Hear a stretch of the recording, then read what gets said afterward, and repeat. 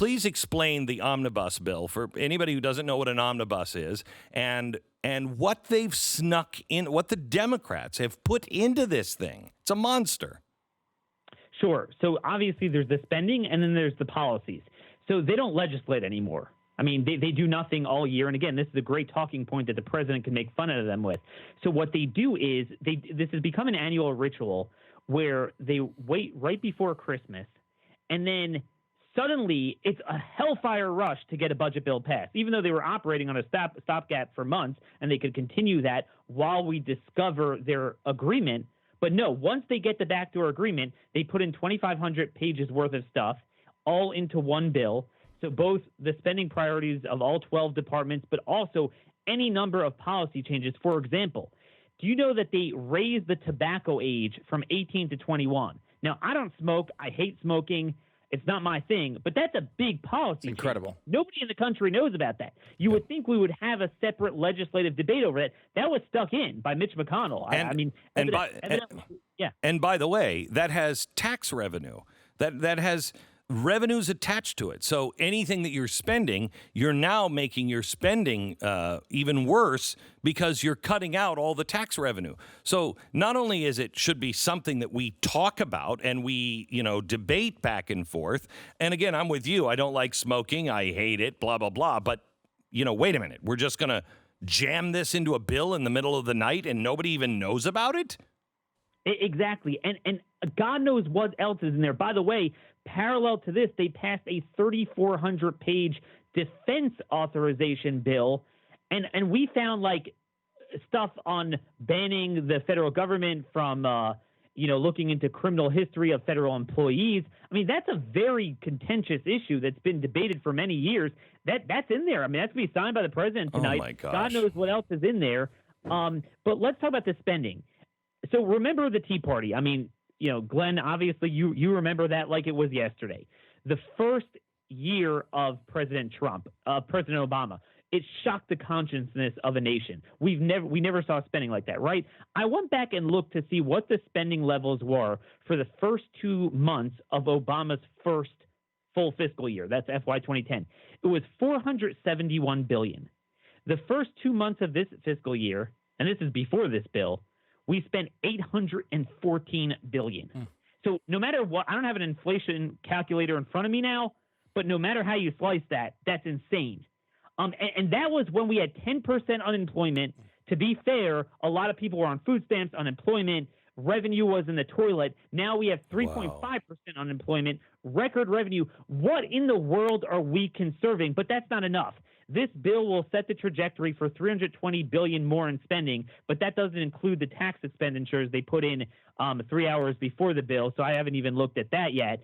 And then obviously it has a lot of terrible provisions in it, but let me give you one. We call it the MS-13 recruitment provision. So what they do is they prospectively invite illegal aliens to self-traffic their family through the cartels and be brought here and be considered unaccompanied alien children who are then reunited with them and resettled at taxpayer expense. And in return for that, they get amnesty. ICE is not allowed to put into removal proceedings anyone who is a sponsor. Wait. Yeah.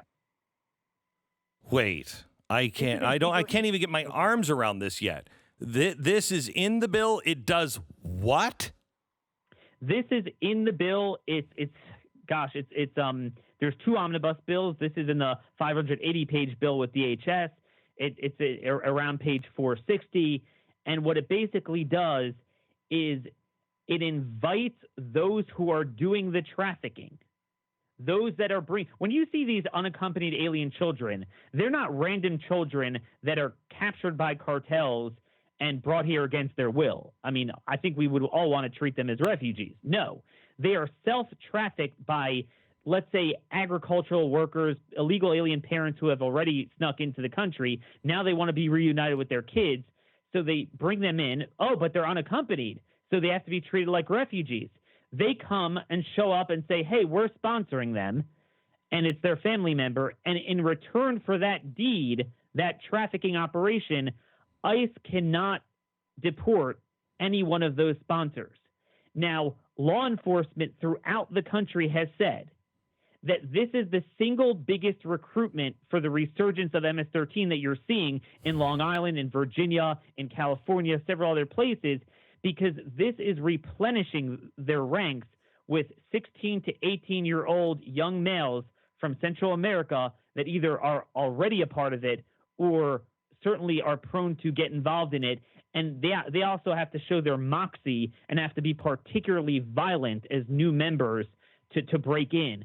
I mean, this is the type of stuff, Glenn, that we have no movement to monitor, to advocate for, to focus on. This is the type of amnesty bill that we would have died on under Hillary Clinton, that it was our worst nightmare this would come to fruition. They get this overnight without firing a shot. Jeez. It's incredible. Daniel, there's no hope for us. Really, there is no hope for us. There's no hope for America if this is what we're going to tolerate. There is, God forbid, we could have an illegal alien 9/11 tomorrow, and we will not have a movement to act on a single legislative strategy, executive strategy, a single issue. It was Mueller the first 2 years, then impeachment. The second term, if Trump wins the second term, it will be the next thing. And here's the deal. The left doesn't get paralyzed by impeachment. They are out in the courts, in the states. They might have their grifters and talking point people, but they got their serious legal and policy people. I mean, you look at the Democrats in New York and New Jersey, the civilization battles that they're accomplishing, neo-Confederate laws against immigration enforcement, literally just violating federal law, shielding, harboring illegal aliens, 1324, 8 USC, having felons vote. But they're doing it in red states, too. Kentucky, the governor just reversed Medicaid reform and had 140,000 felons vote first week in there. They accomplish. They come, they see, they conquer. Our side is happy to get on Fox News.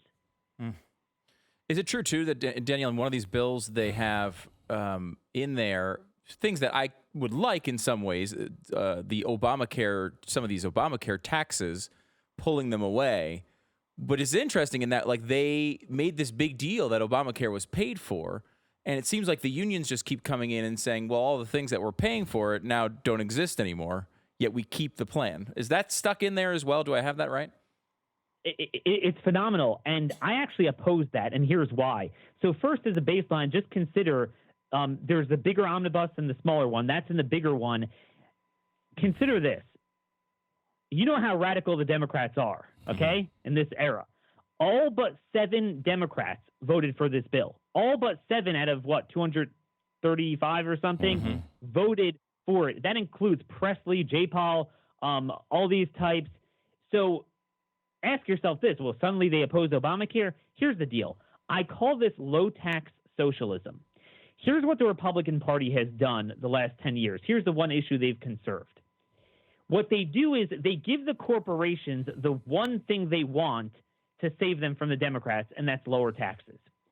Then they turn around and serve as the enforcers of cultural Marxism, open borders, refugees, pro-criminal laws, but also fiscal liberalism, Obamacare, personal welfare, corporate welfare, everything except for lower taxes. So what they've done is the worst mix of all. They've repealed the funding mechanism of Obamacare, but they actually in this bill extended and expanded Medicaid and the subsidies, which is the heart and soul, and also banned some of Obama's regulatory reforms that were starting to help. That's another thing in there. So it's the worst mix of all. Policy-wise, it's the worst, but also politically, because what it does is it gives the healthcare cartel the one thing that they wanted, and now they're going to turn around and enforce Obamacare and side with the Democrats. This was the one point of leverage we had on them. Now they're going to fully back it, which is why every single Democrat, including the most progressive ones, supported it.